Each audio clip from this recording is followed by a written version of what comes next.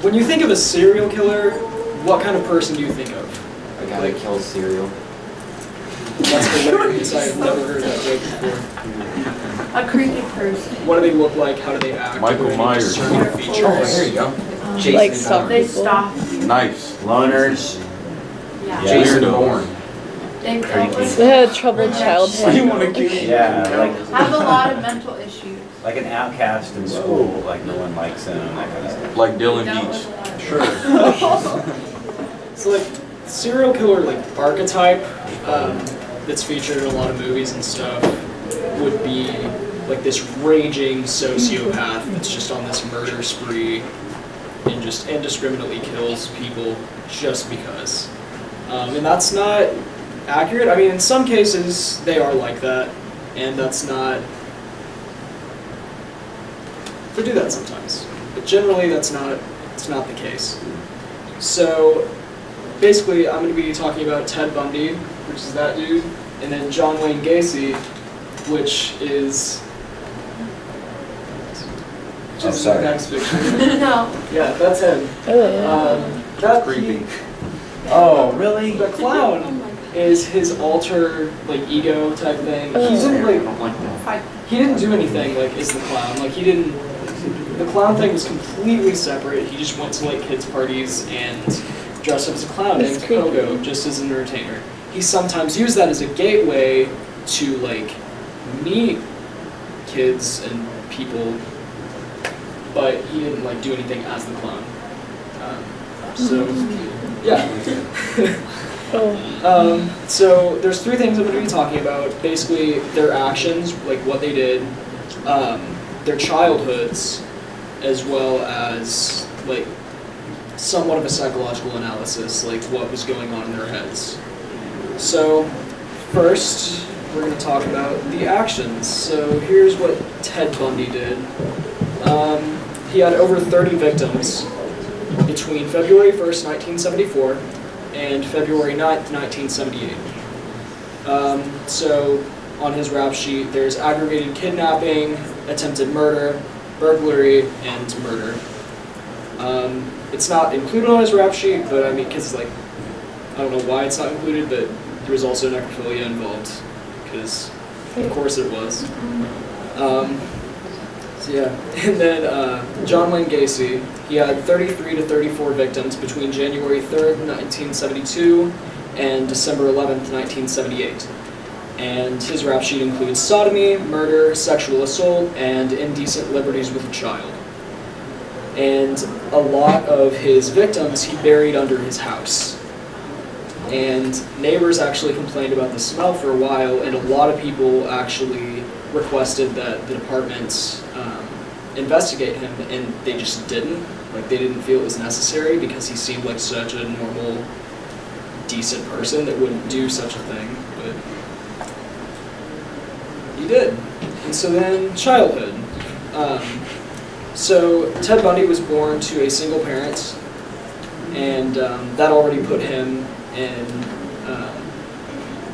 within like 43% of sexual and serial killers, and then he only had one parent. Generally, it's a single mother. And so his mom actually returned to Philadelphia after giving birth to him. Her name was Louise. She actually left him behind in Vermont for 3 months. And then her father pretended to adopt Ted as his son for some unknown reason. There's not really, I don't know. There's from an orphanage. And Louise pretended to be his sister instead of his mom. So that's weird. He really liked his grandfather. It's reported that the man had a volatile temper and a mild taste for pornography, but aside from that, no sign of serious instability seemed to exist in Bundy's childhood. His classmates remember him as intelligent, happy, and popular, and he had lots of friends, and he had good grades. But later on in high school, he kind of slipped. His grades went down. He got really nervous around people. He couldn't really talk. He just got really, really awkward and quiet and just weird. So that's kind of how he changed from childhood to adulthood. John Wayne Gacy, on the other hand, had a pretty bad childhood. He and his siblings grew up with a drunken father who would beat them regularly, and he physically assaulted their mother, and they were sexually assaulted by a family friend as well. And he suffered alienation at school. He couldn't play with other kids because he had a heart condition. And he later realized that he was attracted to men, which back then was considered taboo still, and so that alienated him further, and he was very insecure about it. So yeah, his childhood wasn't great. So then, kind of their minds. Ted Bundy had 3 traits that are common among serial killers. One of them is fantasy, and that means that the person envisions themselves in scenarios for entertainment or self-comfort. And so he kind of envisioned himself as a hero sometimes, like he wanted to be a protagonist, because he wasn't able to do it. He was so awkward around people. He wanted to run for mayor at some point, but he wasn't able to, so he just kind of created this fantasy world revolving around himself. So then there was also dissociation, and that just meant that he tried to distance himself from uncomfortable emotions or memories or thoughts. And then compartmentalization is when you regulate different ideas, or you relegate different ideas and images to specific mental frames and keep boundaries between them.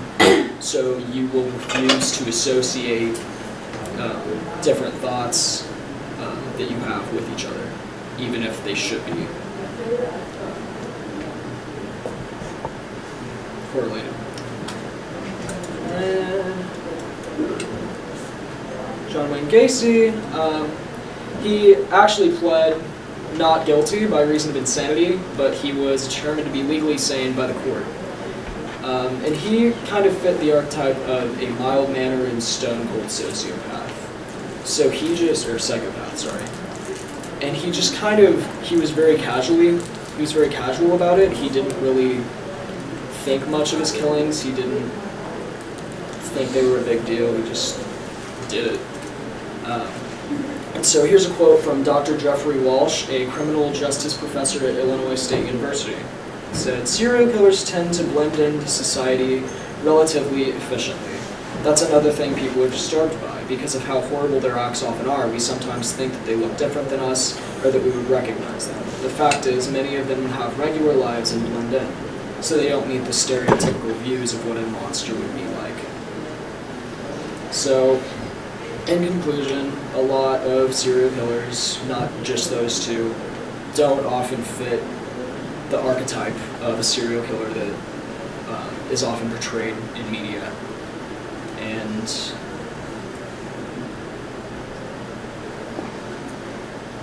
I hope you all found this topic interesting, and I suggest doing your own research in this area. Some of the things you might find are really fascinating. And before I go, I would like to say that I advise against killing people. Murder rarely results in a positive outcome, and all in all, it's just a bad time for pretty much everyone, so don't do that and stay in school. Thank you.